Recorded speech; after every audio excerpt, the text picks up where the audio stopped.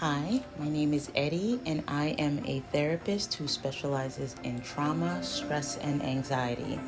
In today's video, I am going to be talking about gardening and mental health. So, in some respects, I am a trauma therapist, and so I try not to do a lot of talk therapy. I try to incorporate a lot of other things that would help promote a client's well-being that doesn't require them to necessarily sit in a chair and talk. And often I specialize in EMDR, but when the weather is great and warm like this, I encourage my clients to take up gardening, and we will either do some walk and talk therapy or will be some gardening therapy. So the official term for gardening therapy is called horticultural therapy, and gardening activities are utilized to just improve mental health outcomes. And it is particularly beneficial. There are studies that have been shown that engaging in this kind of horticultural therapy increases mental health outcomes. It helps people deal with anxiety, depression, PTSD, and I'm going to share with you 10 ways that gardening helps to improve your mental health. So first one, mindfulness. Gardening naturally promotes mindfulness because you are involved in the present moment without judgment. The activities of just focusing on tending to your plants or tending to the garden. It is just you and the soil and just you and taking care of the plants. There's nothing like worrying about the future, worrying about the bills. You are focused on planting, you are focused on weeding, you are focused on observing the plants and what they need, and this can help to reduce negative thoughts and improve your mental clarity. The other thing with gardening is that it helps regulate your emotions because it gives you a healthy outlet for your stress and your anxiety and your frustration, right? Instead of sitting in front of the TV or eating or engaging in substance use, going outside and nurturing plants and witnessing their growth can help you instill a sense of purpose and positivity, which then contributes to your emotional well-being, right? If you're frustrated and you're going out and you're de-weeding and you're getting in there and you're digging and you're getting your hands dirty, you're giving your body an outlet for the frustration. The same with trauma, right? Like you're helping your body move in a way that says, I'm not keeping the trauma here in my body. Let me apply this energy and let me apply this fear or this frustration out into like the garden, which helps improve your mood and helps you to navigate your emotions that are often all over the place, when you have experienced trauma or you are feeling anxious, right? So it also helps you improve your mood and reduce your stress, right? The exposure to natural light and fresh air, in combination with, planting and watering and just watching the growth of your plants can help elevate your mood, right? It helps to reduce your stress because you are in the natural environment. You are around nature. Maybe you're hearing birds. Maybe you're watching the growth of your plants, and all of those things help to lower your cortisol levels, which is the hormone that is associated with stress, right?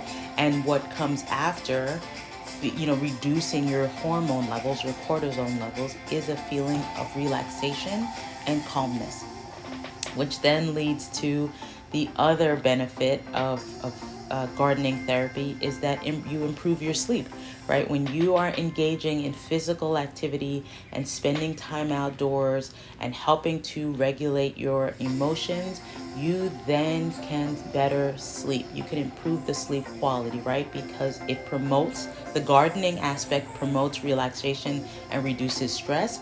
You are moving the trauma and the stress and the anxiety outside of your body, which then means you can, keep your body at a regulated level, which then can help you improve your sleep, which we all know that like good quality sleep improves your mental health.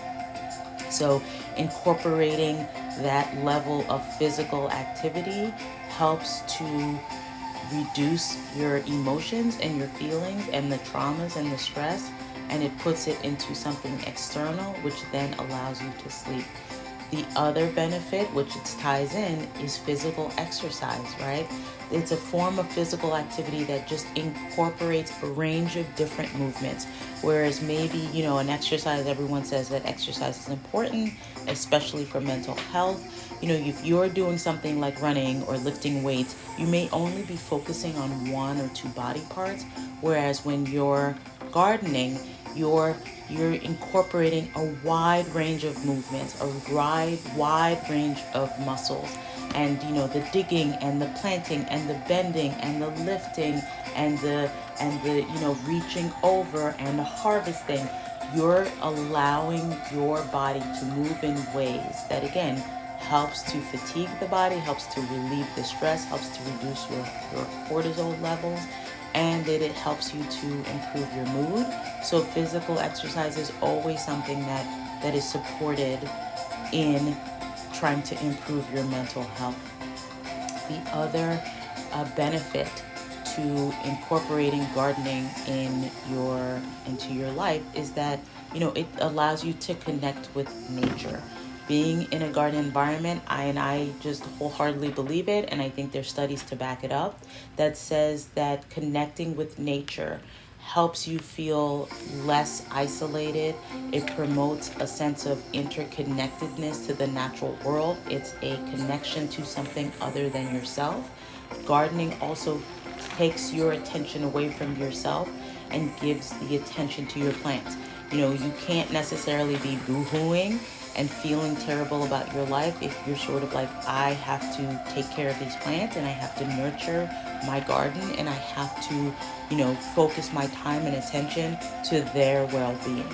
And if you pair that connection in nature with social interaction, that's also a benefit to how gardening can help your mental health. We all know that connecting with other people and being in social situations, for being in a sense of community, helps to improve your mental health. And gardening can be a social activity where if you participate in community gardens, or you join gardening clubs, or you just kind of share your harvest or your gardening tips with your neighbors or those in the community, that also improves your mental health because you are not isolated, right? You are allowing yourself to be in situations where you're developing a sense of competence, you're developing a sense of sharing. And if you are someone that is truly knowledgeable and skilled, that ability to share those things or to share your harvest with others improves your mental health and it makes you feel good. So, allow yourself, and I'm an introvert, so I don't necessarily want to be around crowds and all the things and all the people. But if I could go down the rabbit hole and talk to someone for hours about gardening and what they're doing and tips and sharing, and then also feeling like I'm going to try this thing out and it's fantastic, right? And so it allows you to feel like you're connected without having to do much, right? And so the final thing that gardening can help you do is it can make you feel a sense of accomplishment, right? To see yourself successfully grow plants provides a tangible sense of achievement. When you see the first tomato or you see the first buddings of your cucumbers or like, your zinnias or anything that you're growing, to see the little buds growing, it is so rewarding, and it feels like such an accomplishment when you sort of nurture seeds to seedlings, to harvesting fruit and to vegetables, and to see each stage of the gardening process. It offers you the opportunity to feel proud of your efforts and skills. And on the flip side of it, when it's not successful, when you've baby these plants and you've watered them and you nurture them and then you're not seeing the growth, that can feel really disheartening and can feel really disappointing. But that's part of the cycle of, you can always try again. You have other, and hopefully if you've gardened other, other fruits or vegetables. Yes, this one did not successfully, navigate, but you might have other plants or other vegetables that are growing. But to deal with the rejection, to deal with the disappointment, also helps to improve your mental health, because you just have an innate sense of, I will just keep going, I will keep trying, or you know what, this one didn't work out, but I have the capacity to either learn what went wrong and try again, or get some help or get some tips. But being in the stage of disappointment and quote unquote failure will allow you to learn how to deal with disappointment and failure, and help you develop a sense of resilience, which gardening helps to do. So I hope that these sort of tips have been helpful and encouraging you to take up some gardening. Overall, gardening just contributes to a better quality of life, right? Because you are enhancing your physical health, your emotional well-being, your social connections, your personal sense of fulfillment and responsibility.